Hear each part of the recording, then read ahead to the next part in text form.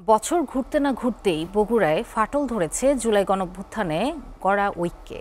বৈষম্য বিরোধী ছাত্র আন্দোলনের ডাকে দলমত নির্বিশেষে রাজপথে নেমেছিলেন সর্বস্তরের মানুষ। সকলের লক্ষ্য ছিল শেখ হাসিনা সরকারের পতন। সরকার পতনের পর নতুন এক বাংলাদেশ গঠনের লক্ষ্য থাকলেও এখনই বেজে উঠেছে অনৈক্যের সুর। রাজনৈতিক দলগুলোর মধ্যে নির্বাচন কেন্দ্রিক দ্বন্দ্ব ও মতবিরোধ চরমে পৌঁছেছে। তবে সংস্কার আর দ্রুত বিচারের দাবি সাধারণ মানুষের। বগুড়া থেকে আরিফ রেহমানের প্রতিবেদন। আওয়ামী দুঃশাসনের বিরুদ্ধে মাঠে নেমেছিলেন সবাই। রাজনৈতিক মতাদর্শের ভিন্নতা ভুলে এক প্ল্যাটফর্মে দাঁড়িয়ে ছাত্র জনতার সঙ্গে আন্দোলনে ছিলেন রাজনৈতিক দলগুলোর নেতাকর্মীরা। কিন্তু এখন সেই ঐক্যে অনেকটা ফাটল ধরেছে। নেতারাও একে অপরকে আক্রমণ করছেন কঠোর ভাষায়। চলছে পাল্টাপাল্টি মিছিল মিটিংও। বর্তমান যারা দায়িত্বে আছে তারাই এর জন্য দায়ী।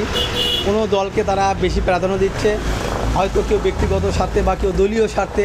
বিএনপির মতো জামাতের মতো ছাত্র শিবির তারা কিন্তু তাদের যে রাজনৈতিক দলের ক্রেডিট তারা কিন্তু ঠিকইভাবে ক্রেডিট দিচ্ছে। এই আন্দোলন ছাত্র আন্দোলন। অনেকেই বলেছেন এই অনৈক্য চলতে থাকলে ব্যর্থ হবে জুলাই গণঅভ্যুত্থানের স্বপ্ন। ফাটল ধরবে নতুন বাংলাদেশ গঠনের পথেও।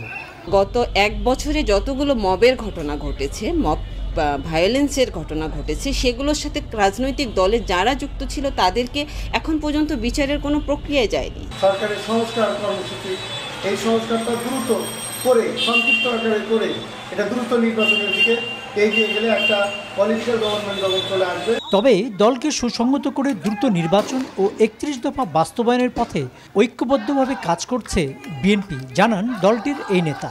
৩১ দফা বাংলাদেশের বাস্তবায়ন হলে জুলাই আন্দোলনের